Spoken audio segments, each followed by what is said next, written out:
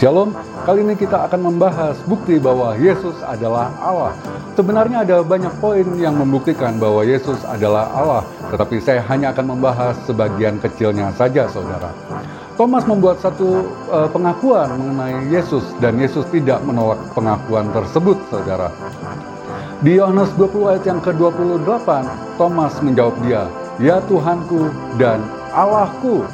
Para penyerang Kristen biasanya akan menyebut pengakuan Thomas tersebut hanyalah rasa atau ungkapan keterkejutan, saudara. Seperti jika ada orang terpleset dan akan spontan meneriakkan Allahu Akbar. Ya. Nah, ungkapan keterkejutan tidak pernah ditujukan pada siapapun. Ya, ungkapannya hanya benar-benar karena rasa terkejut saja, saudara. Ya. Jadi jelas ungkapan keterkejutan adalah ungkapan spontan dalam respon sesuatu dan tidak ditujukan pada siapapun. Tetapi Thomas jelas menunjukkan ungkapan tersebut pada Yesus. Itu adalah jawaban Thomas terhadap Yesus.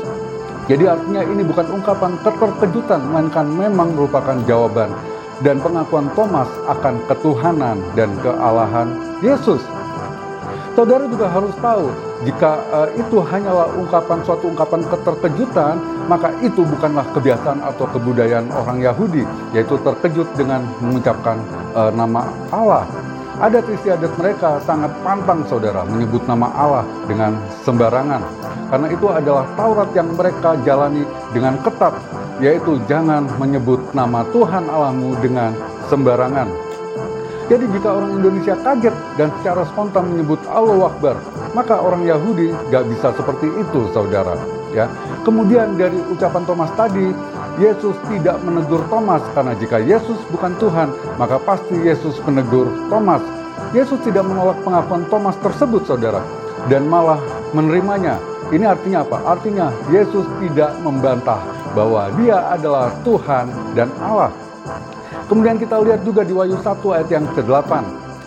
Yesus mengatakan, "Aku adalah Alfa dan Omega, firman Tuhan Allah, yang ada dan yang sudah ada dan yang akan datang, yang maha kuasa." Ya.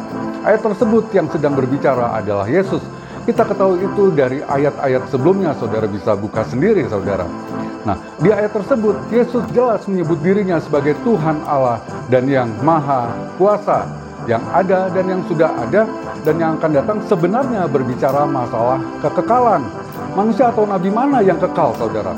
Hanya Allah saja yang kekal. Berarti Yesus menyatakan dirinya adalah kekal atau Allah itu sendiri. Dan semakin tegas serta gamblang ketika Yesus menyatakan dirinya adalah Tuhan Allah dan yang maha kuasa. Jadi jelas Yesus adalah Allah itu sendiri, saudara. Hanya Yesus satu-satunya jalan untuk kita diselamatkan. Karena itu saya mengajak saudara untuk menerima keselamatan dengan mengaku dan percaya bahwa Yesus adalah Tuhan. Bagi saudara yang mau menerima Yesus sebagai Tuhan, saudara bisa ikuti doa saya. Kita berdoa dan saudara ikuti dan aminkan dalam hati.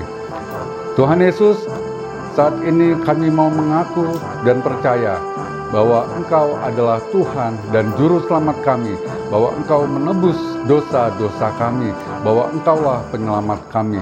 Kami mau mengaku dan menerima Engkau sebagai Tuhan dan Juru Selamat di dalam hidup kami.